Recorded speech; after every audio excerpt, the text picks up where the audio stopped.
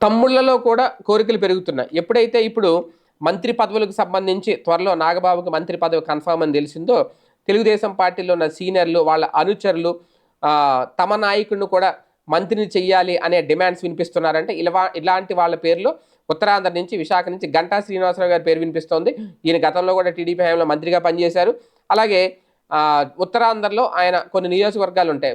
భీమిలి కానీ, విశాఖలో కొన్ని నియోజకవర్గాలు ఇలాగ ఎక్కడి నుంచి పోటీ చేసినా గెలిచిన సత్తా ఆయనకుంది.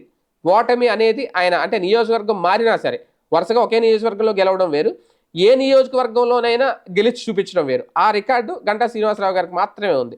సో ఇటువంటి నేపథ్యంలో మొత్తంగా చూసుకుంటే ఆయన గతంలో కూడా మంత్రిగా 7 ఏళ్ల పాటు పనిచేశారు. కీలకమైన శాఖలను కూడా చూశారు. 2019లో జగన్ వేవ్ తట్టుకొని మరీ గెలిచారు ఆయన. అందరూ ఓడిపోతే ఆయన మాత్రం గెలిచారు అక్కడ. కానీ పార్టీ ఓటమి పాలవడం, విపక్ష ఎమ్మెల్యేగానే కొనసాగారు. స్టీల్ ప్లాంట్ కోసం ఆయన అప్పుడు రాజీనామా కూడా చేశారు. ఇవంతా ఆయన రికార్డే. కాకపోతే ఇంకా ఆయన ఒక ఎమ్మెల్యేగానే ఉండిపోయారు అనేది ఆయన అభిమానులు, ఆయన అనుచరులు ఇప్పుడు ఖచ్చితంగా మా సీనన్నకు మంత్రి పదవి ఇవ్వండి అనే డిమాండ్ అయితే తెర మీద తీసుకొస్తున్నారట. 2024 వరకు ఆయన ఎమ్మెల్యేగా ఉంటూ వచ్చారు. ఇప్పుడు 2025 వచ్చేసింది. ఒక పక్క కొత్త వాళ్ళకి అవకాశాలు ఇచ్చే ఆలోచన చంద్రబాబు నాయుడు గారు చేస్తున్నారు అనేది, చంద్రబాబు నాయుడు గారి ప్రభుత్వం గంటా శ్రీనివాస్ లాంటి వాళ్ళని పట్టించుకోవట్లేదు, ఆయన ఎమ్మెల్యేగానే పరిమితం కావాలనేది. ఎందుకు ఇవంతా వచ్చింది అంటే విశాఖలో కొన్ని చోట్ల సీనన్నకి మంత్రి పదవి ఇవ్వాలని కొన్ని ఫ్లెక్సీలు ఏర్పాటు చేశారట చాలా చోట్ల.